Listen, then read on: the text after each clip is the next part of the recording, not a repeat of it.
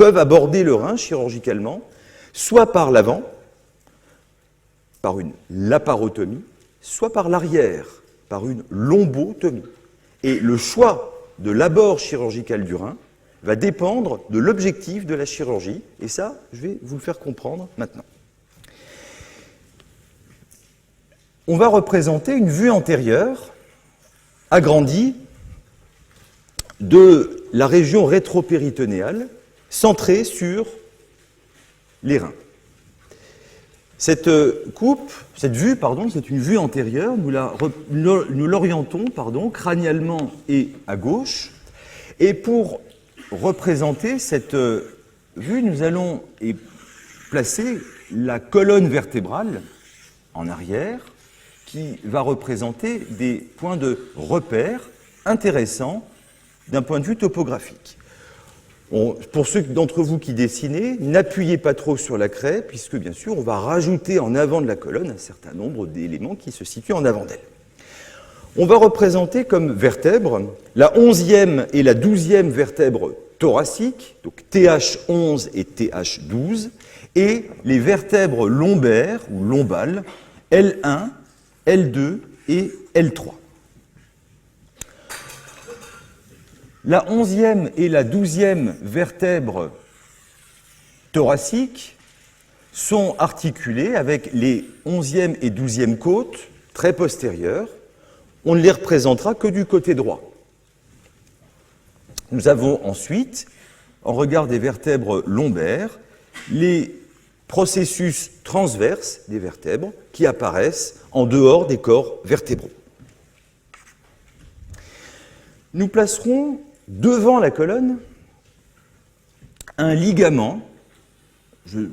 Pour l'instant, vous le considérez comme un élément qu'on pose. Ces choses vous seront décrites plus précisément dans les cours à venir. Ligament qui est le ligament arqué médian, qui marque en avant l'orifice que l'aorte va traverser pour passer du thorax à l'abdomen. Et donc, je vous place ici, en avant de la colonne, l'aorte thoracique, qui devient aorte abdominale qui donne les artères destinées au tube digestif. D'ailleurs, on va les replacer dans un instant. Voici l'aorte. À droite de l'aorte, la veine cave inférieure remonte. Elle est d'abord parallèle à l'aorte, puis elle s'en écarte. La veine cave inférieure draine le sang veineux des deux membres inférieurs. Elle draine le sang veineux du petit bassin. Elle draine également le sang de la paroi lombaire. Et elle va traverser le diaphragme beaucoup plus haut que l'aorte. Elle ne traverse pas au même endroit, dans un orifice fibreux qui vous sera détaillé en temps voulu, pour ensuite rejoindre le cœur. On n'oubliera pas de placer, ça c'est pour faire le lien avec le cours d'hier, les 3 veines hépatiques, juste avant que la veine cave inférieure ne traverse le diaphragme, et c'est là que le sang veineux digestif revient dans la grande circulation. À partir de ces éléments, nous allons maintenant pouvoir placer les reins. On va essentiellement représenter le rein droit. Finalement, on n'est pas là pour faire de la morphologie, on est là pour faire les grandes définitions. Donc, un seul rein nous suffira. Le rein droit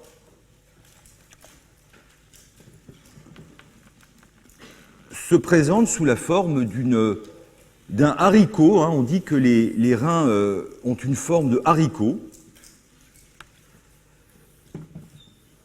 qui présente donc cette forme caractéristique avec un bord externe qui est convexe, avec un bord interne qui est concave et qui est creusé au niveau du hile rénal. C'est ici le hile, ça s'écrit H-I-L-E, et c'est au niveau du hile rénal que le rein va recevoir son pédicule, le pédicule rénal. La notion de pédicule est une notion qui s'applique à tous les organes. Qu'est-ce que c'est qu'un pédicule? C'est vrai pour le poumon, c'est vrai pour le foie, c'est vrai pour n'importe quel organe. Le pédicule, c'est l'ensemble des éléments vasculaires, nerveux, lymphatiques, les conduits excréteurs, qui vont vers l'organe ou qui en reviennent. Ça s'appelle un pédicule. Alors, le pédicule rénal est constitué de 3 éléments volumineux, et ces éléments sont de l'avant vers l'arrière, la veine rénale, qui draine le sang veineux du rein, l'artère rénale, qui va apporter au sang sa vascularisation artérielle, elle est en arrière, et présente encore en arrière les voies excrétrices, c'est-à-dire le pelvis rénal, qui devient urétère lorsqu'il croise le niveau de la vertèbre L2.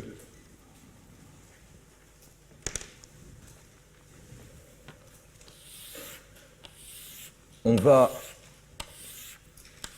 placer simplement pour s'en rappeler les éléments du pédicule rénal gauche, veine rénale gauche, artère rénale gauche,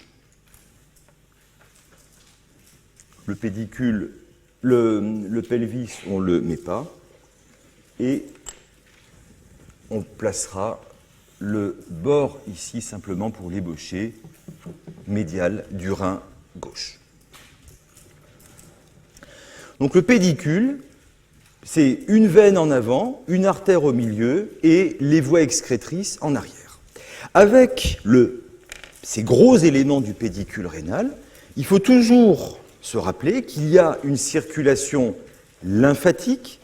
La lymphe, elle est issue du liquide interstitiel, c'est-à-dire du liquide qui baigne à l'extérieur des cellules et qui est pris en charge par des voies spécifiques.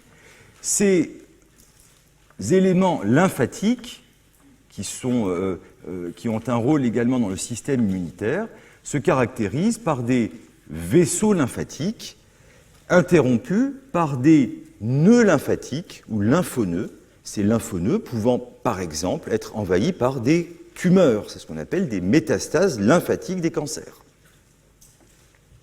Et puis, dans le pédicule rénal, vous avez également des nerfs végétatifs, puisque les glandes reçoivent une innervation qui vont réguler leur fonctionnement, et l'innervation des glandes, on l'avait déjà évoqué hier, elle relève du système végétatif, et vous en rappelez également, les nerfs végétatifs ne sont pas des gros nerfs bien individualisés, mais ce sont des lacis de tout petits nerfs, qui sont ici des nerfs viscéraux, et ces nerfs viscéraux proviennent de condensation des plexus nerveux végétatifs que l'on va trouver tout autour de l'aorte.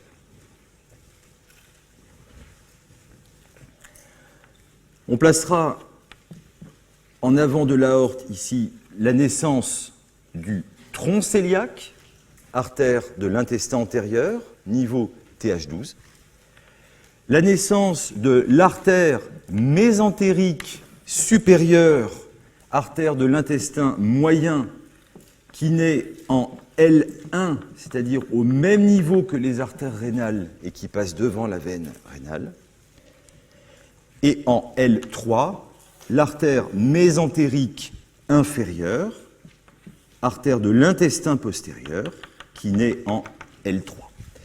À la base de ces artères, vous avez à chaque fois des condensations de ce tissu nerveux végétatif formant les plexus ou ganglions cœliaques, ici, qui ont d'ailleurs souvent une forme un peu en moustache, les deux ganglions cœliaques. Et ce sont les ganglions cœliaques qui vont recevoir essentiellement le parasympathique du nerf vague. Ganglions rénaux, ganglions mésentériques supérieurs, ganglions mésentériques inférieurs. Ça, c'est ce que je vous avais montré hier sur le petit schéma en vue supérieure.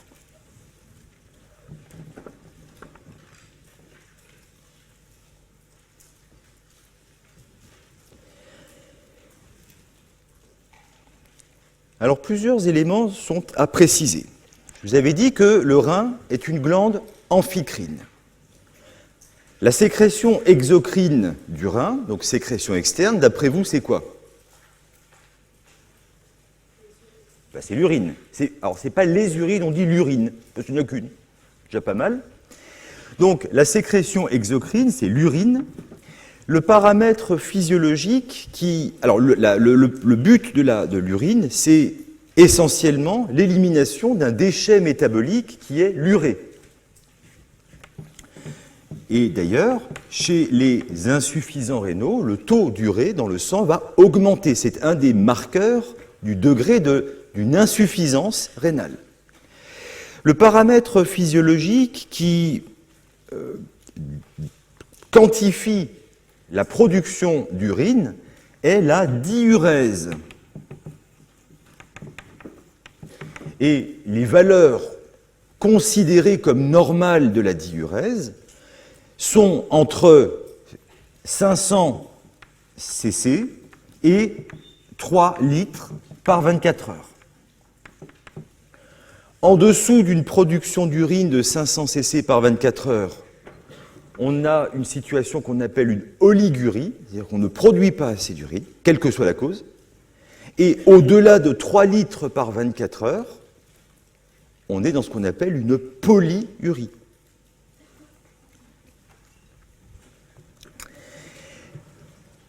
Les sécrétions endocrines du rein concernent essentiellement 2 hormones qui vont être relarguées dans la circulation veineuse. Ces 2 hormones, c'est d'abord une hormone qui va permettre la régulation de la pression artérielle, c'est la rénine.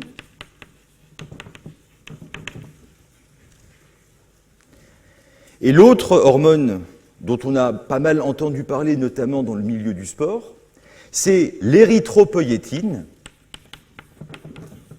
L'érythropoïétine, qu'on abrège EPO, et qui est une hormone qui va avoir pour fonction de stimuler la production des globules rouges.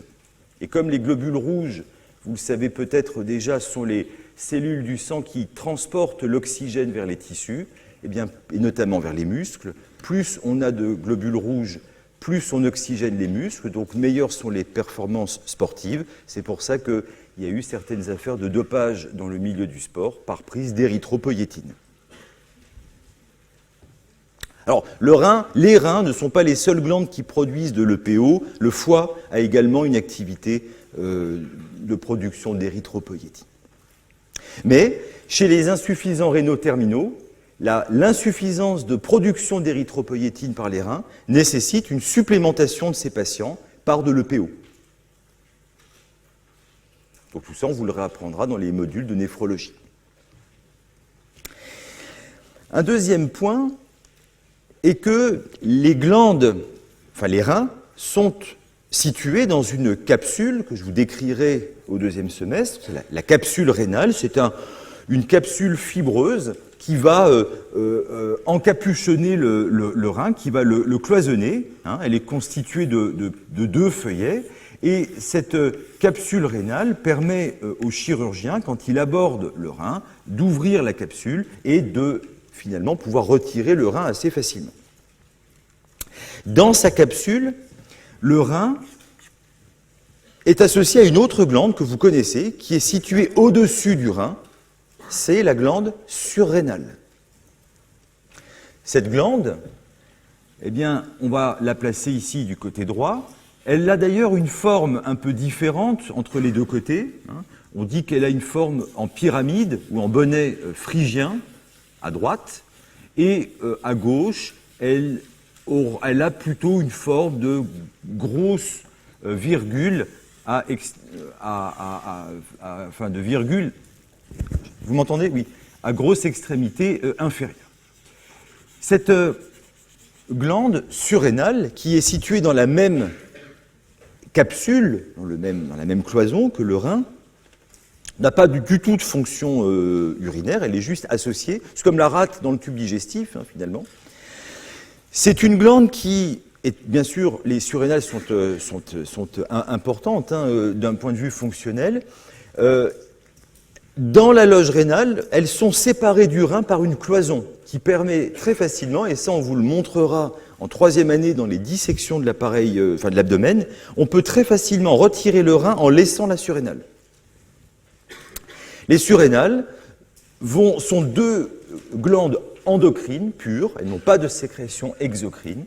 Ces glandes endocrines vont avoir pour objet de synthétiser des corticoïdes, dont le cortisol, des androgènes, qui sont les hormones masculines, et elles vont également sécréter de l'adrénaline par leur partie profonde.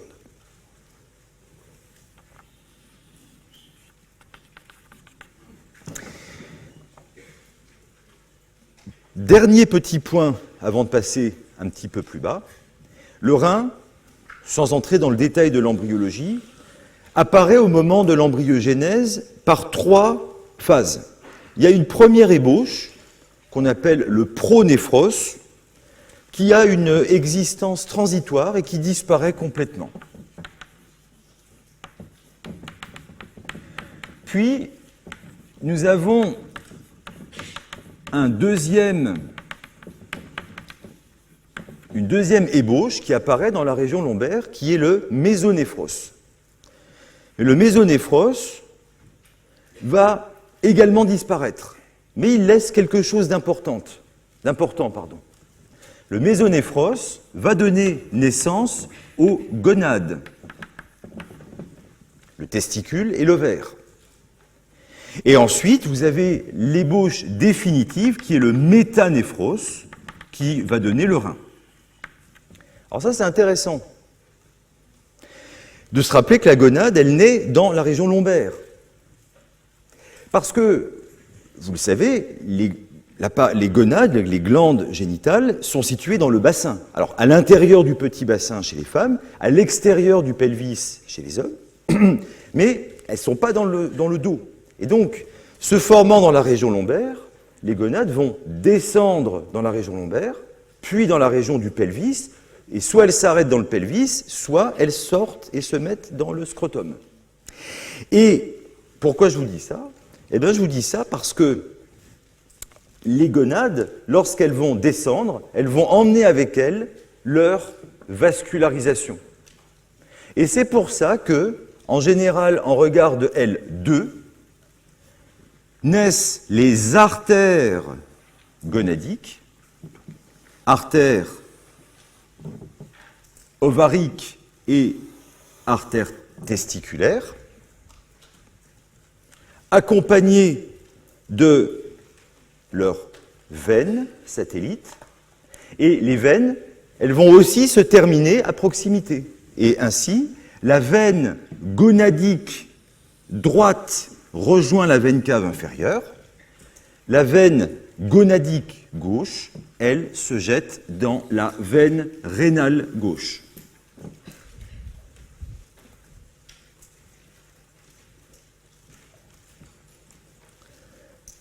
Retenez ça pour l'instant. Et bien sûr, il y a d'autres applications par rapport à cette origine lombaire des gonades, mais je vous le dirai, je vous l'expliquerai quand on fera l'appareil génital. Voici donc ce que je voulais vous dire. Je vérifie que j'oublie rien. Non, a priori, j'oublie rien. Pour la partie rénale du haut appareil. Nous avons ensuite, toujours dans le haut appareil urinaire, des voies excrétrices qui vont prendre en charge l'urine produite par le rein et qui vont l'amener à la vessie. Alors, les voies excrétrices, elles démarrent à l'intérieur du rein. Je ne vais bien sûr pas vous les décrire parce que le but n'est pas de décrire la structure du rein. Ça, je le ferai quand on fera les reins au deuxième semestre.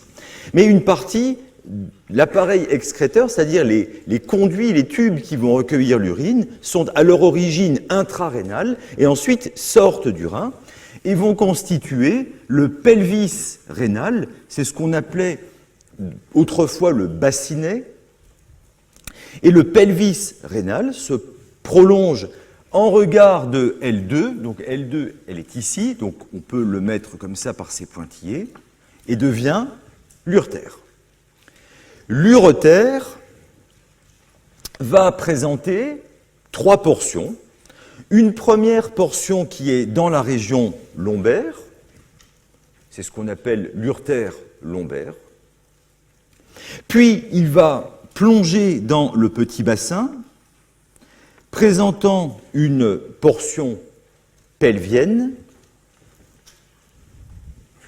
et ensuite il va traverser la paroi de la vessie, présentant une toute petite portion vésicale pour se terminer dans la vessie.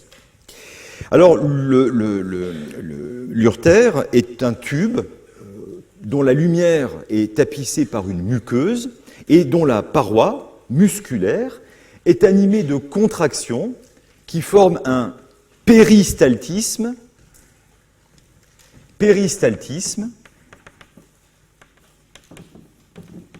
qui permet la progression de l'urine du pelvis rénal jusqu'à la vessie.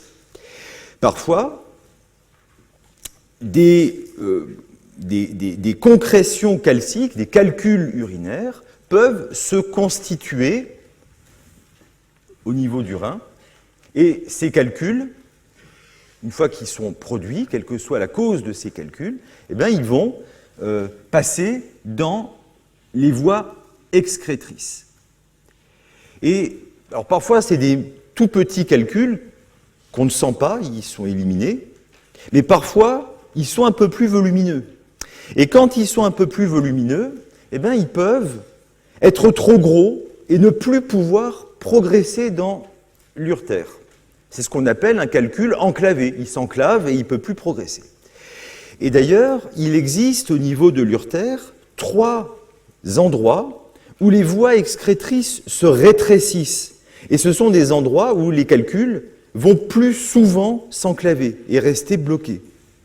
Ces 3 endroits, eh bien, c'est d'abord la jonction entre le pelvis rénal et l'urtère, ce qu'on appelle la jonction pyélo-urétérale. Le deuxième endroit, c'est l'endroit où l'urtère va croiser la limite entre la cavité abdominale et la cavité pelvienne, ce qu'on appelle le détroit supérieur. Et le troisième endroit, c'est quand il va traverser la paroi de la vessie. Donc ces 3 endroits, ces 3 points de compression, de rétrécissement, sont les 3 points où les calculs urinaires viennent s'enclaver. Alors, le trajet de l'urtère, là je les ai fait peut-être un tout petit peu trop médian, le trajet de l'urtère se projette globalement dans la région du flanc, c'est-à-dire latéralement par rapport au sillon latéral du ventre. Et lorsqu'il existe des situations comme ça, de migration compliquée de calcul urinaire, eh bien ça se traduit en clinique par ce qu'on appelle la colique néphrétique, qui représente une douleur d'intensité particulièrement élevée, et où la douleur, par le mécanisme des douleurs projetées que je vous ai expliqué, j'ai évoqué hier dans le cours sur l'appareil digestif, dont la douleur projetée se fait au niveau du flanc avec une irradiation en direction des organes génitaux externes. Colique néphrétique.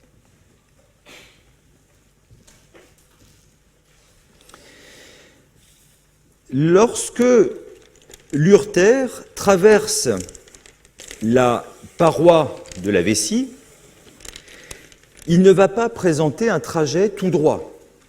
C'est-à-dire que l'urtère n'est pas perpendiculaire à la paroi vésicale.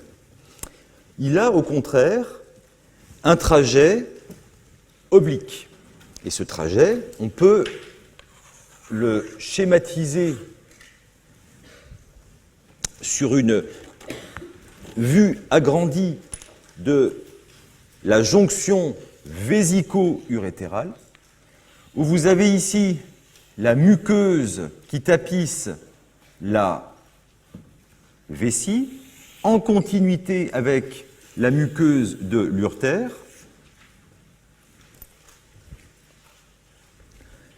puis la paroi musculaire de la vessie, on va y revenir dans un tout petit instant, la paroi musculaire de l'urtère, et tout autour, la couche de tissu qui recouvre la surface externe de ces organes et que l'on appelle la couche adventice.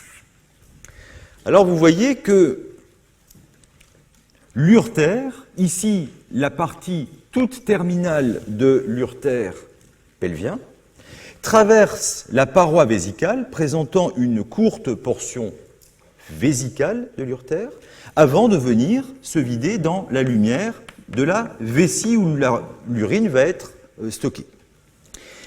Ce trajet oblique fait que lorsque la vessie va se remplir comme un ballon qu'on gonfle, sa paroi va être comprimée par le contenu vésical. Et lorsque la paroi vésicale se distend, ce trajet oblique va être comprimé. D'accord ? Et cette compression fait qu'il n'est normalement pas possible qu'il y ait de reflux d'urine vers l'urtère. Parce que quand vous appuyez sur un contenu liquide, une poche qui contient du liquide, le liquide, il essaie de sortir par là où il peut. D'accord ? Il existe des situations, des anomalies de développement de la jonction urétéro-vésicale où ce trajet oblique n'est pas suffisamment marqué. Et si effectivement l'abouchement entre l'urtère et la vessie est trop perpendiculaire, eh bien ce système anti-reflux n'est pas efficace, et dans ce cas-là, quand la vessie se remplit et que la pression intravésicale augmente, eh bien l'urine aura tendance à refluer vers l'urtère. Ça, c'est ce que l'on appelle un reflux vésico-urétéral. C'est essentiellement une pathologie malformative qu'on trouve chez les enfants. Quel est le risque d'un reflux vésico-urétéral non traité ? C'est d'abord des risques d'infection du haut appareil urinaire, ce que l'on appelle une pyélonéphrite. Une pyélonéphrite, c'est une infection du rein, une infection bactérienne du rein. Et à terme, si la pression dans les cavités rénales est trop importante, eh bien ça va finir par détruire le parenchyme rénal, c'est-à-dire par détruire l'appareil sécréteur de l'urine. Et donc la complication, c'est l'insuffisance rénale. C'est la raison pour laquelle il faut traiter ces phénomènes.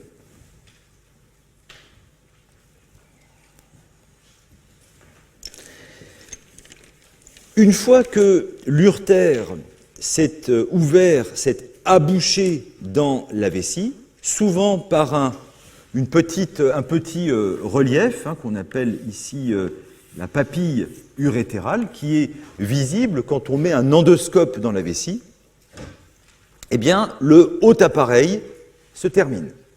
Et au-delà de l'abouchement urétéro-vésical, on entre dans le bas appareil urinaire.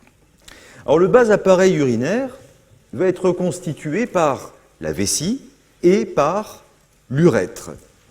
La vessie, tout d'abord, est une poche musculo-fibreuse qui se place dans la partie antérieure du petit bassin ou pelvis mineur.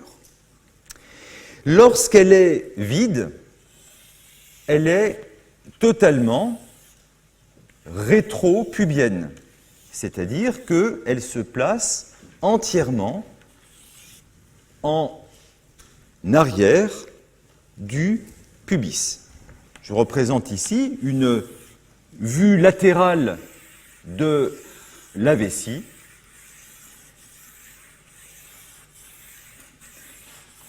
à laquelle on décrit des faces latérales supérieures qui présentent vers l'avant, ici, un prolongement fibreux qui est l'ouraque, qui relie la vessie à l'ombilic, qui présente vers l'arrière une base au niveau de laquelle arrivent les urtères. Et donc, voici l'urtère.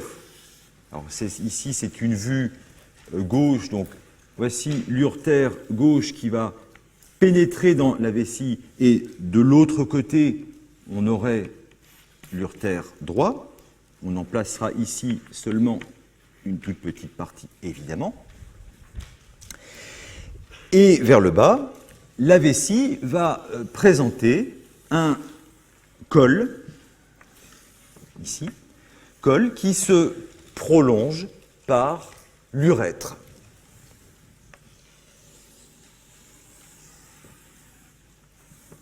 Alors je vous ai dit que, à l'état vide, la vessie est entièrement rétropubienne, et donc on placera ici la symphyse pubienne qui articule les deux pubis, droit et gauche, et donc pour vous rappeler qu'elle est normalement non palpable. C'est-à-dire qu'à vide, elle ne se palpe pas, parce que la vessie, comme elle est antérieure dans le petit bassin, elle se projette en arrière ici de la région pubienne, et donc quand elle va se remplir, on va pouvoir la palper, ou par la percussion de l'abdomen, percevoir une matité qui correspond à une masse remplie de liquide qui se place dans la partie inférieure de l'abdomen.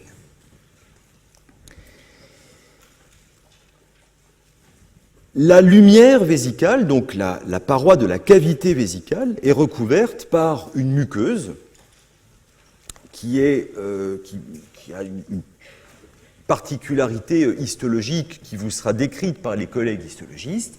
Et cette muqueuse, c'est l'urothélium, pour épithélium urinaire, urothélium qui est visible lorsque l'on introduit par l'urètre un endoscope, c'est-à-dire une petite caméra, qui permet de visualiser la lumière vésicale, ce qu'on appelle une cystoscopie, permettant par exemple le diagnostic de tumeurs développées à partir de la vessie. Sous la muqueuse vésicale, qui présente des structures particulières que je vous décrirai dans le détail dans le cours sur la vessie, au deuxième semestre, sous la muqueuse vésicale, l'essentiel de la paroi vésicale est représenté par un muscle lisse, donc un muscle sous contrôle du système nerveux végétatif, un muscle que vous ne contrôlez pas par la volonté, et ce muscle qui arme la paroi vésicale est le muscle détrusor. C'est un muscle qui va, sous le contrôle du système végétatif, se détendre lors du remplissage de la vessie, mais qui au contraire va se contracter au moment de la miction pour vider la vessie.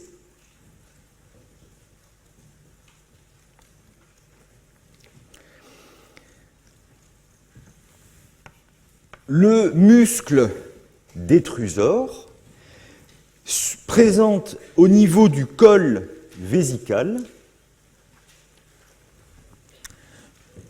que je vais placer ainsi, au niveau du col vésical, un épaississement de sa portion circulaire, venant former le muscle sphincter interne de l'urètre, sphincter lisse urétral. C'est exactement la même chose que pour le canal anal.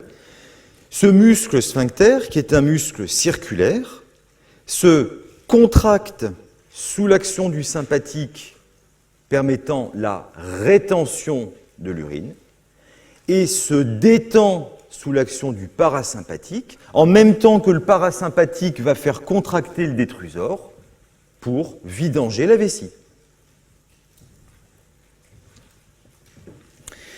Comme au niveau du canal anal, il existe autour du col, alors soit directement au niveau du col, soit un peu en dessous, ça va dépendre de si on est chez les hommes ou chez les femmes.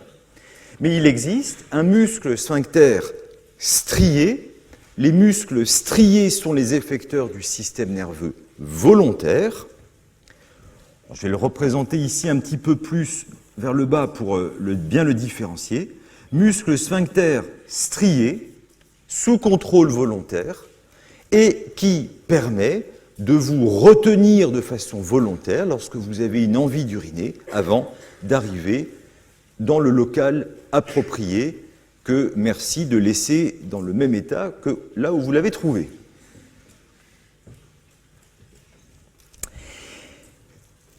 Les faces latérales de la vessie qui plongent dans le petit bassin et la base de la vessie répondent à des structures qui ne sont pas très mobilisables et donc quand la vessie se remplit, elle ne va pas pouvoir s'étendre à partir des faces latérales ou de sa base. En revanche, sa face supérieure, elle, est recouverte par le péritoine pariétal, par la partie déclive du péritoine pariétal. On est donc au-dessus de la vessie dans la cavité péritonéale. Et c'est donc par sa face supérieure, juste recouverte par le péritoine, que la vessie va pouvoir se remplir. Petit à petit, voilà, donc on peut le figurer comme ceci, elle se remplit, et plus la vessie se remplit, à mesure qu'elle se remplit, eh bien, elle va former une voussure qui va remonter dans l'abdomen, et plus elle se remplit, plus vous allez pouvoir palper, en palpant l'abdomen, une masse arrondie qui est convexe vers le haut. Et ça en particulier en cas de globe urinaire, quand vous avez un obstacle, un arrêt défini, enfin, permanent de l'évacuation de l'urine, en particulier dans les complications des problèmes prostatiques chez les hommes. Donc, quand elle est complètement vide, elle ne dépasse pas le bord supérieur du pubis, donc on ne sent rien. Quand elle se remplit, comme elle se remplit par sa face supérieure, eh ben, elle va pouvoir devenir palpable et éventuellement ponctionnable. Parce que quand vous avez un monsieur qui arrive avec 3 litres d'urine dans la vessie, qui n'arrive pas parce que la prostate est complète, bah, mais rigolez pas, pourquoi vous rigolez? Moi, au-delà de 50 ans, vous savez, ça, malheureusement. Eh bien, dans ces cas-là, vous pouvez ponctionner la vessie pour la vider en urgence. Ça, c'est ce qu'on appelle un cathéter suspubien ou suprapubien, qui consiste à introduire une aiguille au-dessus du pubis qui va permettre d'évacuer en urgence, de vidanger le globe urinaire pour soulager, parce que c'est très douloureux en plus. Voilà, donc ça c'était pour l'anatomie générale de la vessie. Donc je pense que je vous ai à peu près dit tout ce que je voulais vous dire. Et donc maintenant, on va terminer par la fin de l'appareil, du bas appareil urinaire, dans un silence total s'il vous plaît. Et la fin de l'appareil, du bas appareil urinaire, eh bien c'est l'urètre. Alors jusqu'à présent, finalement, tout ce que je vous ai dit là, c'est vrai chez les femmes, chez les hommes, c'est à peu près la même chose, sauf qu'évidemment, dans le petit bassin, la vessie, chez les hommes et chez les femmes, ne va pas avoir les mêmes rapports. Il y aura l'utérus notamment et le conduit vaginal en arrière de la vessie chez les femmes. Chez l'homme, on ne les aura pas, on aura le rectum immédiatement en arrière. Là où les différences deviennent importantes, et c'est là que vous allez comprendre les différences de pathologie dans les deux sexes, c'est pour l'urètre. Et pour cela, on va faire deux coupes sagittales, très simplifiées. Je ne vais pas les dessiner complètement, puisque vous n'avez bien sûr pas toutes les clés pour comprendre comment ça se constitue, mais de façon déjà à vous donner le contenu général du petit bassin, l'organisation générale du petit bassin, et comprendre les différences importantes pour ensuite comprendre toutes les pathologies qui en découlent. Les deux coupes sagittales que nous allons réaliser sont orientées crânialement vers le haut et ventralement vers ma gauche. Et donc on va commencer d'abord par le petit bassin féminin qui va apparaître entre le bord antérieur du sacrum et du coccyx en arrière, partie inférieure de la colonne vertébrale, et en avant, la symphyse pubienne. Et donc, là, il y a une petite différence entre les deux sexes. Chez les femmes, le bord supérieur de la symphyse pubienne est au même niveau que le bord, enfin la pointe du coccyx.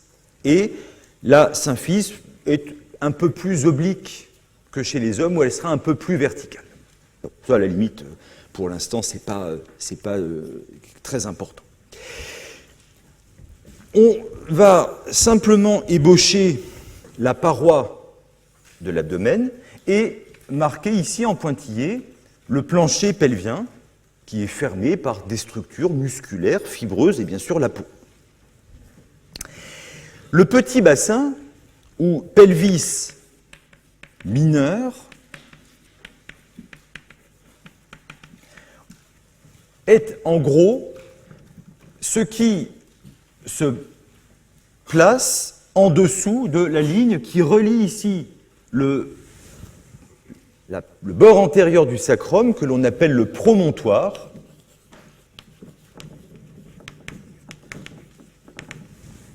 au pubis. Donc, au-dessus, on est d'abord dans le grand bassin, puis dans l'abdomen. En dessous, on est dans le petit bassin. Le petit bassin, dans les deux sexes, présente en avant un étage urinaire, au milieu un étage génital et en arrière un étage digestif. L'étage urinaire, ou le compartiment urinaire, est occupé par la vessie. Alors la vessie, je vais vous la représenter ici dans une situation semi-remplie. La voici, avec l'urètre qui va venir s'aboucher au niveau de la fente vulvaire en arrière du clitoris. Voici l'ouraque qui va remonter au niveau de la paroi et venir se fusionner avec l'ombilic. Je vous place ici simplement un peu de contour cutané pour vous repérer. Donc, la vessie. Dans le petit bassin, la vessie va répondre en arrière et au-dessus d'elle au compartiment génital du petit bassin féminin qui va être essentiellement représenté par deux structures que sont l'utérus avec son corps et son col.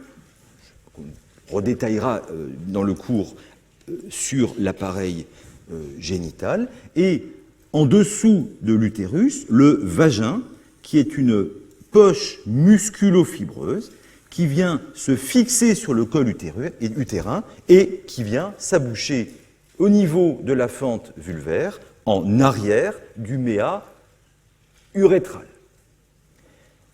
Étage antérieur urinaire, étage moyen génital, et en arrière, l'étage postérieur digestif est représenté par le rectum, qui a été vu hier.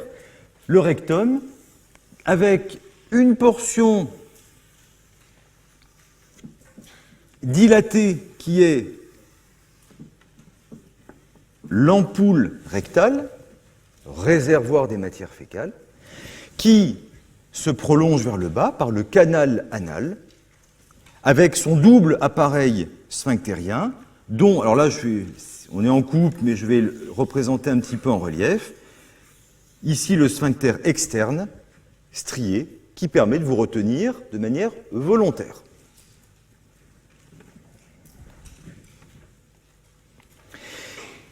L'urètre, chez les femmes, présente également, au-delà du sphincter lisse au niveau du col vésical, lisse donc involontaire, un sphincter externe volontaire, qui permet de vous retenir en cas d'envie d'uriner. Chez les femmes, l'urètre est court. Et la conséquence de cette brièveté de l'urètre explique d'abord la plus grande fréquence des infections urinaires chez les femmes, infection de la vessie, ce que l'on appelle une cystite. Taux d'incidence est très significativement, j'avais revu hier les chiffres, les stats, je n'ai plus en tête, mais c'est très significativement plus élevé que chez les hommes, où les voies sont plus longues, donc les pathologies différentes. Et l'autre type de pathologie, compte tenu de la brièveté ici de cette structure, et en particulier compte tenu de la vie obstétricale de la femme, des grossesses et des accouchements par voie naturelle, eh bien, ça sera des pathologies par insuffisance qui se traduisent par des fuites urinaires qui d'ailleurs apparaissent d'abord à l'effort, par exemple à la toux, et qui ensuite peuvent apparaître pour des efforts de moindre intensité. Et au-delà de ces insuffisances fonctionnelles, des migrations des organes pelviens peuvent se faire à travers le plancher périnéal. C'est ce que l'on appelle des prolapsus. Et concernant l'appareil urinaire plus précisément, une descente de l'urètre à travers le plancher périnéal et donc à travers la fente vulvaire s'appellera une urétrocèle. Et lorsque la vessie s'expose au niveau de la fente vulvaire, on parlera de cystocèle.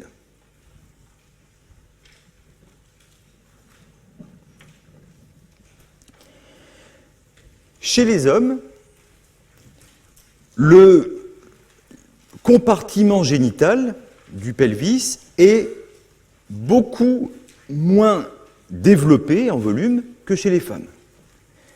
Et donc, la coupe sagittale, qui va présenter les mêmes grandes orientations, les mêmes grands cloisonnements, va présenter des différences significatives. On reprend ici la charnière lombosacrée, la face antérieure du sacrum, le coccyx. Chez les hommes,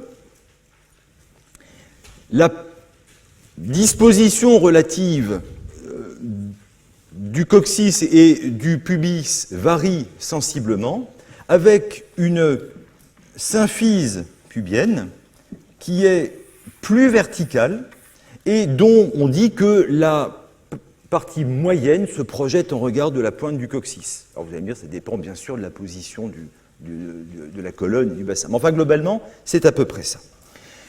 Remettons ici la paroi abdominale antérieure et en pointillé ici le plancher périnéal. L'étage antérieur du pelvis le compartiment antérieur du petit bassin va lui aussi être représenté par la vessie, dont voici la configuration dans une situation où elle est un peu remplie d'urine. Et nous avons en arrière de la vessie le compartiment digestif avec le rectum qui présente ici son ampoule rectale et le canal anal qui s'ouvre au niveau du périnée postérieur et qui lui aussi est muni de son appareil sphinctérien externe volontaire. Ça, c'est ce qu'on a vu hier. Alors, chez les hommes, la grande différence est que si chez les femmes, les voies urinaires et les voies génitales s'abouchent à la peau de manière séparée, chez les hommes, la terminaison des voies urinaires et des voies génitales est commune. En effet, l'urètre, qui est plus long, va, dans un premier temps, traverser une glande génitale qui est située juste en dessous de la vessie, c'est la prostate. La prostate est la glande génitale qui est responsable de 60 à 90% du volume du sperme éjaculé, et elle présente, elle s'inscrit dans la forme d'une châtaigne, on dit, la particularité d'être traversée par l'urètre qui prend le nom, à ce niveau-là, d'urètre prostatique. Puis, l'urètre, dans un segment membranacé, va traverser le périnée, où il va être entouré par le sphincter strié de l'urètre. Voici le sphincter strié, qui, chez les hommes, n'est pas immédiatement sous la vessie, mais il est en fait sous la prostate. Donc, chez les femmes, les deux sphincters sont approximativement au même niveau. Chez les hommes, comme la prostate se développe, on va avoir le sphincter lisse au niveau du col vésical et le sphincter strié sous la prostate. Et ensuite, eh bien, l'urètre, après avoir traversé le périnée où il est entouré par le sphincter strié, il s'engage dans les corps érectiles, présentant donc sa partie spongieuse, donc il est à l'intérieur du corps spongieux, adossé aux corps caverneux qui sont responsables de la rigidité de la verge lors de l'érection. La longueur de l'urètre masculin, qui varie en fonction des individus, explique la moindre fréquence des infections urinaires chez les hommes. En revanche, l'infection urinaire chez les hommes est nécessite systématiquement de faire un screening infectieux beaucoup plus poussé, parce que ça peut être soit l'expression d'un problème prostatique, donc d'un obstacle sur les voies urinaires, soit une IST. Alors que les cystites chez les femmes sont très fréquentes et souvent sans aucune gravité. Et ça s'explique simplement par l'anatomie, par un paramètre de longueur. C'est juste mécanique. Ensuite, le deuxième point, c'est évidemment le problème de la prostate. Et le problème, c'est que la prostate, avec le temps, elle développe des tumeurs qui sont le plus souvent des tumeurs bénignes. C'est ce que l'on appelle l'hypertrophie bénigne de la prostate. Puis malheureusement, parfois, ce sont des cancers prostatiques. Quoi qu'il en soit, lorsque des pathologies prostatiques se développent, qui dit hypertrophie ou cancer, ça veut dire que ça va, à un moment donné, venir comprimer le segment intraprostatique de l'urètre. Et quand vous avez une compression, quand la vessie se contracte pour essayer de vider l'urine, il y a une résistance. Alors qu'on est obligé de pousser pour pouvoir uriner. Et puis, quand on urine, on n'arrive pas à vider complètement la vessie. Et c'est pour ça que la nuit, on se lève une fois, et puis 2 fois, pour aller uriner, parce qu'on n'arrive plus à la vider complètement. Ce qu'on appelle un résidu post-mictionnel. Et donc, quand on approche de la cinquantaine, ou qu'on a dépassé la cinquantaine, ce qui malheureusement commence à être mon cas, et qu'on commence à se lever, non mais je ne vous ai rien dit, hein, bien sûr, et qu'on commence à se lever la nuit pour aller uriner, eh bien il faut vérifier qu'il n'y ait pas une hypertrophie prostatique qui démarre. Alors, cette hypertrophie bénigne de la prostate, on la traite de manière endoscopique, hein, on introduit dans l'urètre un petit guide, et en fait, on rabote ce qui dépasse dans l'urètre, c'est ce qu'on appelle une résection transurétrale de la prostate, ce qui permet, en réalité, d'enlever cet obstacle et donc de restaurer une perméabilité des voies urinaires. En langage, je dirais, courant, c'est ce qu'on appelle un grattage de prostate, quoi. Les cancers, c'est plus embêtant.